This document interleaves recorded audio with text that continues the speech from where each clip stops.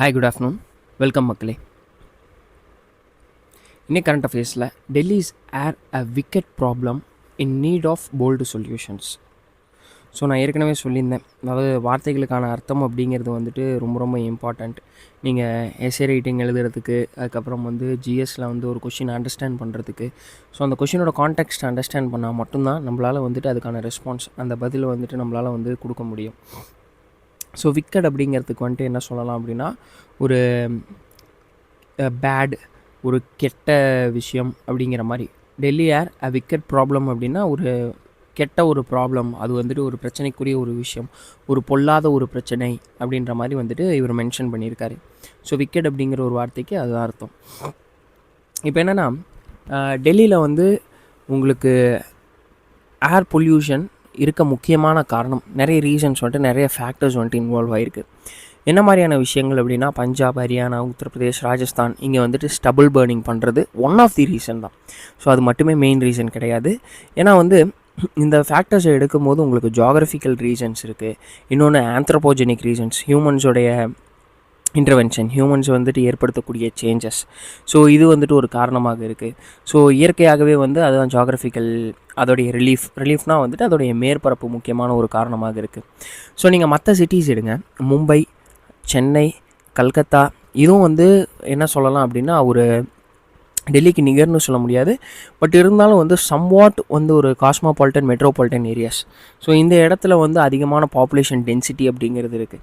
இங்கே பொல்யூஷன் இல்லாததுக்கு முக்கியமான காரணம் என்ன அப்படின்னா, ஆஸ் கம்பேர்ட் வித் டெல்லி, இங்கே கோஸ்டல் ஏரியாவாக இது இருக்கிறதுனால அந்த coastal region plays a major role. So இந்த சீ ப்ரீஸ், அதுக்கப்புறம் லேண்ட் ப்ரீஸ் அப்படிங்கிறது உங்களுக்கு பொல்யூஷன் சர்க்குலேட் பண்ணிக்கிட்டே இருக்குது. ஸோ பெரிய அளவில் அங்கே தேக்கம் அடையிறது கிடையாது. இந்த மாதிரியான இன்றைக்கி இருக்கக்கூடிய, இப்போ நீங்கள் டேட் எடுக்கும்போது என்ன ஆகுது, இந்த low pressure area, intertropical convergence zone அப்படிங்கிறது ஈக்குவேட்டர் சைடு மூவ் ஆகும். ஸோ அப்போ ஹை ப்ரெஷர் ரீஜன் அப்படிங்கிறது நார்தர்ன் ஹெமிஸ்பியரில் ஃபார்ம் ஆகுது. ஸோ இந்த ஹை ப்ரெஷர் ரீஜன் அப்படிங்கிறது அங்கே ஃபார்ம் ஆகிறதுனால உங்களுக்கு அங்கே டெம்பரேச்சர் இன்வர்ஷன் அப்படிங்கிறது ஏற்படுது. இதெல்லாம் ப்ரீவியஸ் இயர் ப்ரிலிம்ஸ் கேள்வி. டெம்பரேச்சர் இன்வர்ஷன் அப்படிங்கிறது என்ன, சின்ன சின்ன விஷயம் பேசிக்காக கேட்பாங்க. டெம்பரேச்சர் இன்வர்ஷன் அப்படிங்கிறது என்னென்னா, உங்களுக்கு நார்மலாக லேப்ஸ் ரேட்டுன்னு சொல்லுவாங்க. நீங்கள் உயரம் போக போக உங்களுக்கு டெம்பரேச்சர் கம்மியாகணும், நார்மல் லேப்ஸ் ரேட் அப்படின்னு சொல்லி மென்ஷன் பண்ணுவாங்க. இந்த நார்மல் லேப்ஸ் ரேட் எவ்வளோ மீட்டருக்கு எவ்வளோ டிகிரி செல்சியஸ் குறையும் அப்படிங்கிறத கமெண்ட்டில் சொல்லுங்கள். இந்தளவுக்கு ஃபேக்சுவலாக கேட்க மாட்டாங்க, பட் உங்களுக்கு அண்டர்ஸ்டாண்ட் பண்ணணும் அப்படிங்கிறதுக்காக. லேப்ஸ் ரேட் அப்படிங்கிறது உயரம் போக போக இத்தனை மீட்டர்ஸ் நீங்கள் ரைஸ் ஆகும்போது இவ்வளோ டெம்பரேச்சர் டிக்ரீஸ் ஆகும். ஸோ அதுவும் என்னென்னா, நீங்கள் ட்ரோபோஸ்பியரில் டெம்பரேச்சர் டிக்ரீஸ் ஆகும், திரும்பி ஸ்ட்ராட்டோஸ்பியரில் டெம்பரேச்சர் இன்க்ரீஸ் ஆகும், மீசோஸ்பியரில் டிக்ரீஸ் ஆகும், தெர்மோஸ்பியரில் இன்க்ரீஸ் ஆகும். ஸோ ஏன் ஸ்ட்ராட்டோஸ்பியரில் இன்க்ரீஸ் ஆகுது அப்படின்னா, ஓசோன் லேயர் அல்ட்ரா வயலட் ரேஸை அங்கே அப்சர்வ் பண்ணுறதுனால. ஸோ ஒவ்வொரு ஜோன்லேயும் இது காரணமாக இருக்குது. ஸோ இப்போ ட்ரோபோஸ்பியரில் உங்களுக்கு உயரம் போக போக சர்டன் மீட்டர்ஸ்க்கு இத்தனை டிகிரி செல்சியஸ் அப்படிங்கிறது டிக்ரீஸ் ஆகணும். இங்கே என்ன ஆகுது, டிக்ரீஸ் ஆகிறது கிடையாது. டெம்பரேச்சர் இன்வர்ஷன் அப்படிங்கிறது, நான் உயரம் போக போக எனக்கு டெம்பரேச்சர் லைட்டாக இன்க்ரீஸ் ஆகும், ஸ்லைட்டாக, ரொம்ப மேஜராலாம் நம்மளால் சொல்ல முடியாது. ஏன்னா உங்களுக்கு சர்ஃபேஸ் ஏரியா கூலாக இருக்கும். பிகாஸ் இந்த டைம் பீரியடில், இப்போ இருக்கக்கூடிய நவம்பர், டிசம்பர், இந்த டைமில் ஹை ப்ரெஷர் ரீஜன் அங்கே க்ரியேட் ஆகிறதுனால. ஸோ இது டெம்பரேச்சர் இன்வர்ஷன் பண்ணுறதுனால, கீழே கோல்டாக இருக்கிறதுனால ஸ்மாக், ஃபாக் அப்படிங்கிறதெல்லாம் ஃபார்ம் ஆகுது. ஸோ அதனால் இவர் என்ன சொல்கிறாருன்னா, ஒரு பவுல் ஆஃப் பாய்சனாக இந்த டெல்லியோட ground which is turning into a bowl of poison. So இது மக்களுக்கு டிப்ரெஷன், ஆன்சைட்டி, மக்களுக்கு இந்த PM 2.5 லெவல்லாம் இன்க்ரீஸ் ஆகிறதுனால டெல்லியோடைய டாக்ஸிக் ஏர் லைஃப் எக்ஸ்பெக்டன்சியை 10 இயர்ஸ் கம்மி பண்ணுது அப்படிங்கிற மாதிரி சொல்கிறாங்க. ஸோ ஏர் குவாலிட்டி இண்டெக்ஸ் இன்றைக்கி சிவியராக இருக்குது. 400 இதை ப்ரீச் பண்ணியிருக்கு ஏர் குவாலிட்டி இண்டெக்ஸ். ஸோ நீங்கள் க்ளவுட் சீடிங் பண்ணுறதுனால, டொமஸ்டிக் ஏர் பியூரிஃபையர்ஸ் வாங்கி வைக்கிறதுனால, இந்த பாரத் ஸ்டேஜ் 6 நார்ம்ஸ் ஃபாலோ பண்ணுறதுனால, டீசல் ஆட் ஈவன் பாலிசிஸ் கொண்டு வரதுனால எந்த ஒரு மாற்றங்களுமே பெருசாக ஏற்பட போகிறது கிடையாது. இது இப்போ தீபாவளி அப்படிங்கிறது நடந்து முடிஞ்சதுனால இன்னும் கொஞ்சம் சிவியர் தான் ஆகிருக்கே தவிர, இங்கே ரெடியூஸ் பண்ணுறதுக்கான விஷன் அப்படிங்கிறது நீங்கள் சின்ன சின்ன ஷார்ட் டேர்ம் பாலிசிஸ் எடுக்கிறதுனால மாற்றங்கள் ஏற்படாது. மக்களுக்கு இம்யூன் டிஸ்ரப்ஷன்ஸ் ஏற்படுது, அவங்களுக்கு நுரையீரல் பாதிப்பு ஏற்படுது. ஸோ எல்டர்லி பர்சன்ஸ் அண்ட் குழந்தைங்களை இது சிவியராக பாதிக்குது. எல்லாமே லங்ஸ் பேசிஸில் பெரும்பான்மையான பாதிப்புகளை ஏற்படுத்துது. ஸோ இப்போ இவர் என்ன சொல்கிறாரு, பீஜிங் பார்த்தோம் அப்படின்னா அதை ஏர் அப்போகேலிப்ஸ்னே வந்துட்டு மென்ஷன் பண்ணியிருந்தாங்க. ஏர்போகேலிப்ஸ் ஏர் அப்போகேலிப்ஸ்ன்ட்டு ஏர்போகேலிப்ஸ் இங்கே மென்ஷன் பண்ணியிருப்பார். ஏர்போகேலிப்ஸ் அப்படின்னே சொல்லி மென்ஷன் பண்ணியிருந்தாங்க. லாஸ் ஏஞ்சலஸ் இந்த மாதிரியான முக்கியமான நகரங்களில் ஏர் பொல்யூஷன் அப்படிங்கிறது வந்துட்டு ரொம்பவே பயங்கர கொடூரமாக இருந்தது. பட் அவங்களுடைய பாலிசிஸ் அப்படிங்கிறது ரொம்ப ஸ்ட்ரிஞ்சண்ட்டான பாலிசிஸ் எடுத்ததுனால, அந்த ஒரு சயின்ஸ்-லெட் ஸ்ட்ராட்டஜிஸ் அவங்க ஃபாலோ பண்ணதுனால அவங்களால வந்து ஒரு பாசிபிளாக டேர்ன் பண்ண முடிஞ்சது. நிறைய வந்து இனிஷியேட்டிவ்ஸ் அவங்க வந்து ஃபாலோ பண்ணாங்க. எல்லாமே வந்து லாங் டேர்ம் கோல்ஸாக இருந்தது. ஸோ இன்றைக்கி வந்து ஃப்ரீடம் ஆஃப் லைஃப் அப்படிங்கிறது ஆர்டிகல் 21 உங்களுக்கு clean air, clean water, clean environment அப்படிங்கிறது இருக்கணும். இது உங்களுடைய அடிப்படை உரிமை மக்களுக்கு. ஸோ அதை வந்து அரசாங்கம் ஏற்படுத்தி தரணும். ஸோ சிட்டிசன்ஸுக்கு வந்துட்டு என்ன அவசியம் தேவைப்படுதோ அதை ப்ரொவைட் பண்ணுறது தான் வந்து கவர்மெண்ட்டோடைய ஒர்க். ஸோ இன்றைக்கி வந்து ஒரு பொல்யூஷன் அப்படிங்கிறது வந்து ஒரு கீ ப்ராப்ளமாக இருக்குது. ஸோ அதை இவங்க வந்து என்ன பண்ணுறாங்க, ஸோ ரெடியூஸ் பண்ணுறதுக்கு லாங் டேர்ம் பாலிசிஸ் அப்படிங்கிறது எப்படி இந்த லாஸ் ஏஞ்சலஸ், பீஜிங்லலாம் வந்து இன்றைக்கி மாற்றங்கள் நிகழ்ந்து அந்த ஒரு வாழ தகுந்த ஒரு இடமாக இருக்குது. ஸோ அந்த மாதிரி க்ளீன் ஏர் மிஷன் அப்படிங்கிறது இங்கேயும் கொண்டு வரணும் அப்படிங்கிறத இவர் மென்ஷன் பண்ணியிருக்காரு. So POCSO act is gender neutral by design. So நமக்கு வந்து என்ன அப்படின்னா ஃபஸ்ட் வந்துட்டு போக்சோ ஆக்டை பற்றி நம்ம தெரிஞ்சுக்கலாம். அதுக்கப்புறம் இதில் இருக்கக்கூடிய இந்த ஆர்டிக்கல் என்ன மென்ஷன் பண்ணியிருக்காங்க அப்படிங்கிறது. ஸோ போக்சோ ஆக்ட் அப்படிங்கிறது வந்து ஜெண்டர் நியூட்ரல் அப்படிங்கிறது வந்துட்டு விக்டிம் சைடில் மட்டும்தான் இருக்கே தவிர பெர்பெட்ரேட்டர் சைடு வந்துட்டு கிடையாது.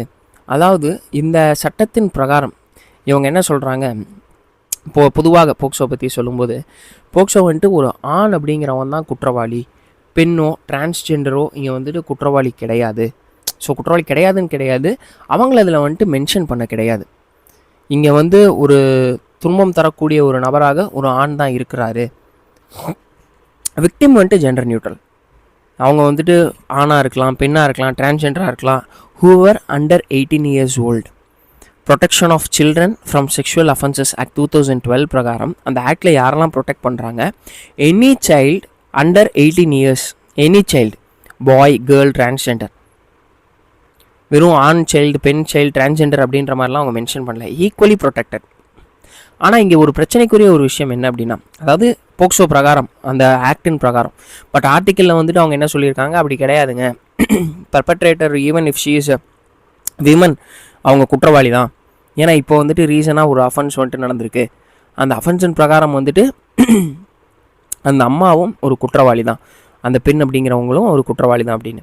பட் ஆக்டில் வந்துட்டு பெர்பெட்ரேட்டர்ஸ்க்கு ஜெண்டர் நியூட்ரல் அப்படிங்கிற மாதிரி வந்துட்டு மென்ஷன் பண்ண கிடையாது. விக்டிம்ஸ் வந்துட்டு gender neutral, but offenders are not.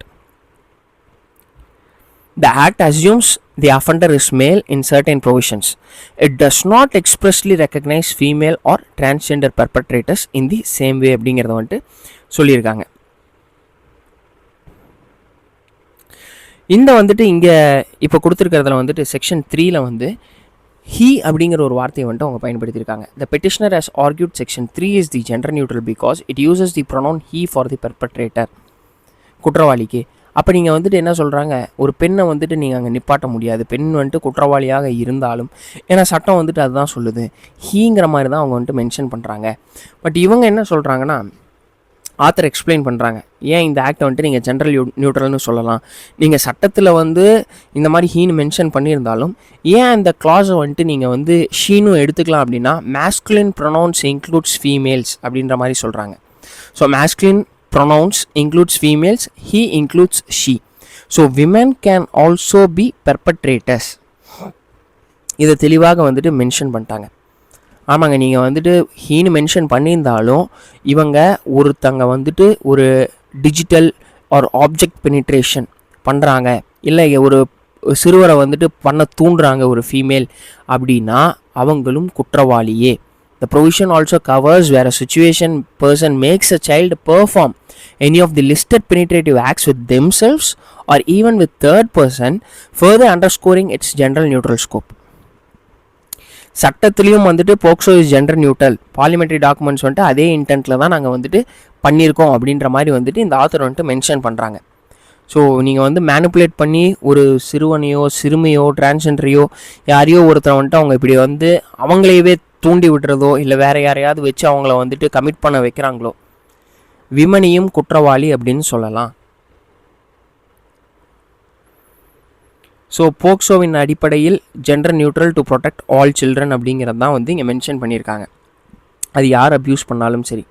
ஹவர்வர் such a reading would misrepresent the legislative intent. Consider the provision rape found in section 63 of Bharatiya Nyaya Sanhita 2023.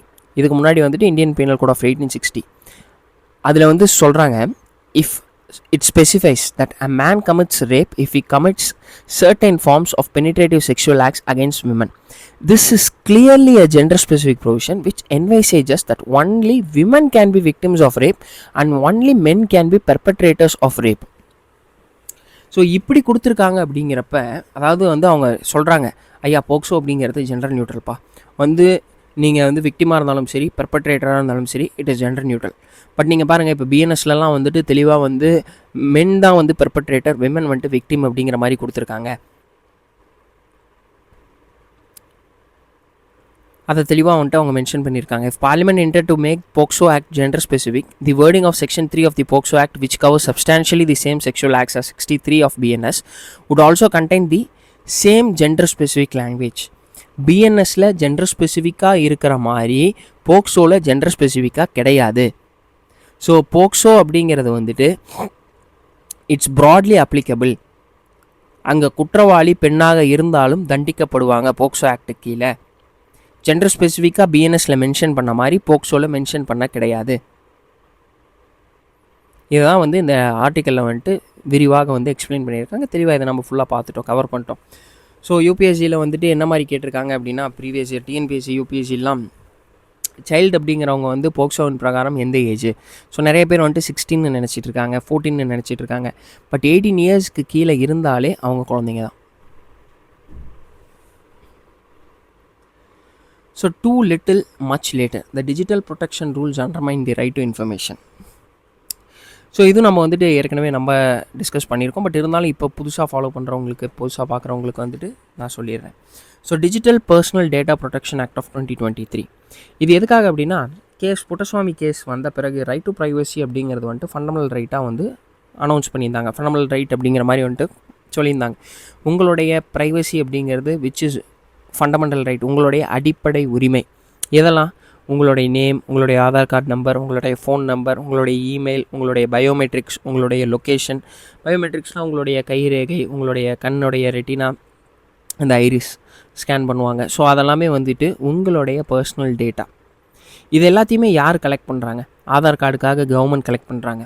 உங்களுடைய கைரேகையை வந்துட்டு ஆதார் கார்டு டிபார்ட்மெண்ட்டும் கலெக்ட் பண்ணுறாங்க, பேங்க்ஸ்லேயும் வந்துட்டு கலெக்ட் பண்ணுறாங்க. அதுக்கப்புறம் சர்டன் ஆப்ஸ் வந்துட்டு பார்த்திங்க அப்படின்னா கலெக்ட் பண்ணுறாங்க. நீங்கள் ஒர்க் பண்ணக்கூடிய கம்பெனிஸில் வந்துட்டு கலெக்ட் பண்ணலாம். ஸோ நீங்கள் வந்து ஒரு டேட்டா வந்து ஒரு பர்சன், சிட்டிசன் அப்படிங்கிறவங்க வந்து இந்த டேட்டாவை எப்படி அந்த கம்பெனிஸ் பயன்படுத்த போகிறாங்க, கவர்மெண்ட் டிபார்ட்மெண்ட்ஸ் பயன்படுத்த போகிறாங்க. இந்த ஆக்டில் வந்துட்டு ஒரு விஷயம் சொல்கிறாங்க. என்ன சொல்கிறாங்க? Clear consent of the user ரொம்ப ரொம்ப இம்பார்ட்டண்ட். உங்களுடைய கன்சென்ட் இல்லாமல் உங்களுடைய டேட்டாவை எடுக்கக்கூடாது. ஸோ ஒவ்வொரு இண்டிவிஜுவலுக்குமே ஒவ்வொரு ரைட் இருக்குது. ரைட் டு ப்ரைவசி கீழே வந்து உங்களுக்கு என்ன ரைட் இருக்குது அப்படின்னா, என்ன டேட்டாலாம் ஒரு அரசாங்கமோ இல்லை கம்பெனியோ இல்லை வந்துட்டு ஏதாவது ஒரு கவர்மெண்ட் டிபார்ட்மெண்ட்டோ வாங்குறாங்கன்னா அவங்க உங்களுக்கு தெரியப்படுத்தணும். அண்ட் நீங்கள் உங்களுடைய உரிமை அது. So Y your data is being collected அப்படிங்கிறதும் உங்களுக்கு தெரியணும். என்ன டேட்டா எல்லாமே கலெக்ட் பண்ணுறாங்க, அதுக்கப்புறம் என்ன டேட்டா எல்லாம் ஆக்சஸ் பண்ண முடியும். இதெல்லாமே வந்து ஏதாவது இன்அக்யூரேட்டட் டேட்டா இருந்தது அப்படின்னா அதை வந்து திருத்திக்கிறதுக்கு நீங்கள் வந்து ஃபைல் பண்ண முடியும். உங்களுடைய டேட்டாவை உங்களால் அழிக்க முடியும். அந்த டேட்டா பேசிஸில் ஏதாவது பிரச்சனை வருது அப்படின்னா உங்கள் டேட்டாவை வச்சு ஏதாவது வந்துட்டு எங்கேயாவது மேனிப்புலேஷன் நடக்குது, இல்லை உங்களுக்கு அடிக்கடி ஃபோன் கால்ஸ் வருது, நீங்கள் ஃபைல் கம்ப்ளைண்ட்ஸ் பண்ணலாம். கம்ப்ளைண்ட்ஸ் வந்துட்டு ஃபைல் பண்ண முடியும். ஸோ இதெல்லாம் வந்துட்டு மென்ஷன் பண்ணியிருக்காங்க. ஸோ இதை வந்து ப்ரொடெக்ட் பண்ணுறதுனால என்ன ஆகுது? செக்யூரிட்டி ஆஃப் டேட்டா அப்படிங்கிறது இங்கே ஏற்படுது. அப்படியே ப்ரீச் ஏற்பட்டாலும் உடனே சிட்டிசன்ஸ்க்கு இன்ஃபார்ம் பண்ணுவாங்க. நீங்கள் அது மட்டும் இல்லாமல் இந்த ஆக்டில் முக்கியமான அம்சம் என்ன அப்படின்னா, அந்த டேட்டாவை கலெக்ட் பண்ணதுக்கான பர்பஸ் முடிஞ்ச பிறகு டெலீட் பண்ணிடணும். இது மட்டும் இல்லாமல் அவங்க வந்துட்டு டேட்டா கலெக்ட் பண்ணுறாங்க பார்த்தீங்களா, அவங்க வந்து டேட்டா ப்ரொடெக்ஷன் ஆஃபீஸர் அப்படிங்கிறவங்க கண்டிப்பாக அப்பாயிண்ட் பண்ணியிருக்கணும். இதில் சில எக்ஸெப்ஷன்ஸ் இருக்குது. எப்போ டேட்டாவை எல்லாமே வந்துட்டு எடுத்துக்கலாம். டேட்டா வந்துட்டு பொதுவாக நீங்கள் வந்து இந்த ஆக்ட் கீழே வந்துருச்சு அப்படின்னா டேட்டாவை காட்டவே மாட்டாங்க, டேட்டா வெளியே தெரியாது. சில எக்ஸப்ஷன்ஸ் கொடுக்குறாங்க, ஐயா இந்த மாதிரியான சுச்சுவேஷன்ஸில் டேட்டாவை நாங்கள் எடுப்போம். நேஷ்னல் செக்யூரிட்டி, லா என்ஃபோர்ஸ்மெண்ட், க்ரைமை ப்ரிவென்ட் பண்ணுறதுக்கு, பப்ளிக் ஆர்டர் மெயின்டைன் பண்ணுறதுக்கு, ரிசர்ச் இதெல்லாம் மெயின்டைன் பண்ணுறதுக்கு வந்துட்டு நாங்கள் வந்து சில எக்ஸப்ஷன்ஸ் இருக்குது அப்படிங்கிற மாதிரி வந்துட்டு மென்ஷன் பண்ணுறாங்க. பட் இதுக்கும் ரைட் டு இன்ஃபர்மேஷன் ஆக்ட்டுக்கும் என்ன சம்மந்தம்? இப்போ நீங்கள் வந்து உங்களுடைய டேட்டா எல்லாமே வந்து உங்களுடைய அடிப்படை உரிமை, உங்களுடைய ப்ரைவசியில் வருது. அப்படி இருக்கும்போது யாராவது right to information act of section 8(1) disclose பண்ண சொல்கிறாங்க based on public interest. So என்ன பண்ணுவாங்க அப்படின்னா, இப்போ நீங்கள் வந்துட்டு ஒரு அஃபீஷியலோடைய அசட்டை பற்றி உங்களுக்கு தெரிஞ்சுக்கணும், இல்லை யாரோடையாவது போஸ்டிங் டீட்டெயில்ஸ் வந்துட்டு நீங்கள் தெரிஞ்சுக்கணும், ஆர்டிஐ ஆக்ட் பிரகாரம் உங்களுக்கு வந்துட்டு அது அவசியமாக தேவைப்படுது. ஒருத்தருடைய டிசிப்ளினரி ஆக்ஷன் ரிப்போர்ட் உங்களுக்கு தேவைப்படுது, இல்லை செலெக்ஷன் லிஸ்ட்டு தேவைப்படுது, ஏதாவது வந்து எக்ஸாம் எழுதியிருக்கீங்க. அப்போ என்ன ஆகும், இந்த டிபி ஆக்ட் இதன் பிரகாரம் வெளியே ரிலீஸ் பண்ண மாட்டாங்க. அப்போ ரைட் டு இன்ஃபர்மேஷன் ஆக்ட் அப்படிங்கிறது இங்கே அடி வாங்குது. ஸோ அப்போ பப்ளிக்கு என்ன இன்ஃபர்மேஷன் கிடைக்கணுமோ அது இங்கே கிடைக்காத ஒரு சூழல் ஏற்படுது அப்படிங்கிறத இங்கே மென்ஷன் பண்ணியிருக்காங்க. Too little much later the digital personal data protection rules undermine right to information. Yes, undermine பண்ணுது. ஏன்னா எனக்கு வந்துட்டு இந்த சட்டத்தின் பிரகாரம் என்னுடைய ரைட்ஸை ப்ரொடெக்ட் பண்ணணும் அப்படிங்கிறத மென்ஷன் பண்ணியிருக்காங்க அப்படின்னு சொல்லியிருக்காங்க.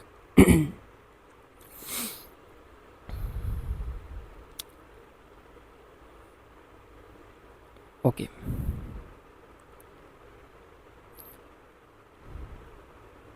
அதை வந்து இப்போ ஃபாலோ பண்ணல அப்படின்னா ஃபெயிலியர் டு கம்ப்ளை அப்படிங்கிறது வந்துட்டு 10,000 250 கோடி வரைக்கும் வந்து ஃபைன் போடுவாங்க.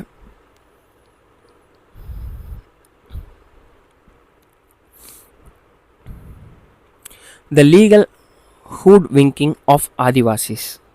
ஸோ ஏற்கனவே வந்து இதுன்னு நம்ம நிறைய டிஸ்கஸ் பண்ணியிருக்கோம். என்ன டிஸ்கஸ் பண்ணியிருக்கோம் அப்படின்னா, இப்போ சத்தீஸ்கர் ஹைகோர்ட் வந்துட்டு ஃபாரஸ்ட் ரிசர்வ் ரைட்ஸை வந்து அந்த cancellation of forest reserve rights வந்துட்டு அப்போல்டு பண்ணியிருக்காங்க of Ghatbarra village in Hasdeo Amarnath.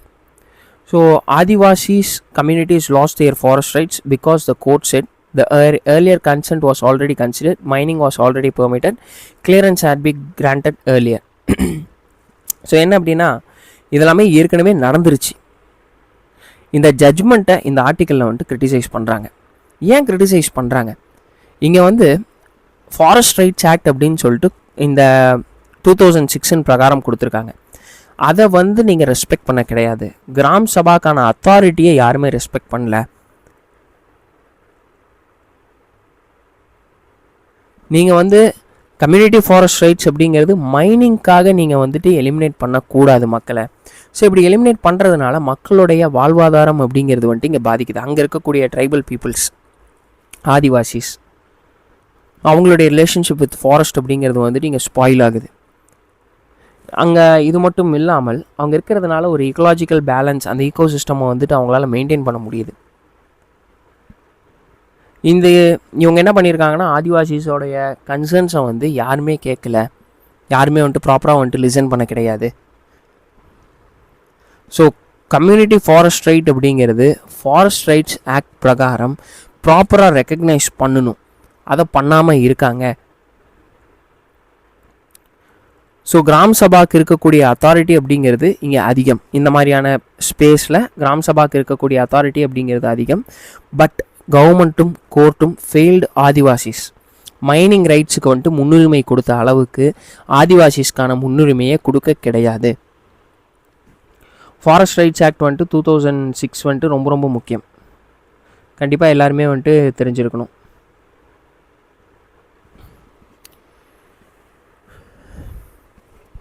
Okay, so அது நான் வந்துட்டு சொல்லலாமான்னு பார்க்குறேன்.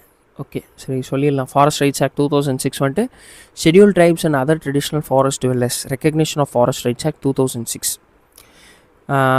இது எதுக்காக அப்படின்னா, நீங்கள் அந்த ஃபாரஸ்ட் லேண்டில் இருக்கக்கூடியவர்கள் வந்து முக்கியமாக ஷெட்யூல் ட்ரைப்ஸ். நீங்கள் ஃபாரஸ்ட் டுவெல்லர்ஸ் எலிஜிபிளாக நீங்கள் வந்துட்டு என்ன பண்ணலாம் அப்படின்னா, அப் டு 4 hectares லேண்ட் வந்துட்டு நீங்கள் வந்து மெயின்டைன் பண்ணலாம். அது மட்டும் இல்லாமல் நீங்கள் உங்கள் பொசிஷனில் அந்த லேண்ட் வந்துட்டு December 13, 2005 அதுக்கு முன்னாடிலேருந்து உங்ககிட்ட இருக்கணும். அதுக்கப்புறம் நீங்கள் வந்துட்டு லேண்ட் ப்ராசஸ் பண்ணியிருந்தீங்கன்னா உங்களுக்கு வந்துட்டு அந்த ரைட்ஸ் கிடையாது. இந்த ஆக்ட் 2006 தானே மென்ஷன் பண்ணுறாங்க. ஸோ அதனால் December 13, 2005 உங்களுக்கு அதுக்கு முன்னாடிலேருந்தே இந்த லேண்ட் பொசிஷனில் இருக்குது ஃபாரஸ்ட்குள்ளே அப்படிங்கிறப்ப. ஸோ உங்களுக்கு என்னென்ன, உங்களுக்கு வந்து forest produce like bamboo, tent leaves, honey, medicinal plants இது எல்லாத்தையுமே உங்களுக்கு ரைட்ஸ் கொடுத்துருவாங்க கவர்மெண்ட் சார்பில். நீங்கள் வந்துட்டு ஆடு மாடு மேய்ச்சிக்கலாம், வாட்டர் பாடிஸை வந்துட்டு நீங்கள் யூஸ் பண்ணிக்கலாம். அதுக்கப்புறம் உங்களுடைய கல்ச்சுரல் அண்ட் சேக்ரட் ரைட்ஸ், நீங்கள் வந்து ஏதாவது வழிபாட்டு முறைகள் இருக்குது அதெல்லாத்தையுமே நீங்கள் ஃபாலோ பண்ணிக்கலாம். உங்களுடைய ஃபயர்வுட்டு, அதுக்கப்புறம் மைனர் ஃபாரஸ்ட் ப்ரொடியூஸ் இது எல்லாத்தையுமே யூட்டிலைஸ் பண்ணிக்கலாம் அப்படின்னு சொல்கிறாங்க. ஸோ அண்ட் கிராம் சபா, அங்கே இருக்கக்கூடிய கிராம் சபாக்கு ரொம்ப அத்தாரிட்டேட்டிவாக they can manage, conserve, protect, எப்படி வந்து ட்ரெடிஷ்னலாக அவங்க ஃபாலோ பண்ணிட்டு வந்தாங்களோ அதை வந்துட்டு ஃபாலோ பண்ணிட்டு வந்துட்டே இருக்கலாம்.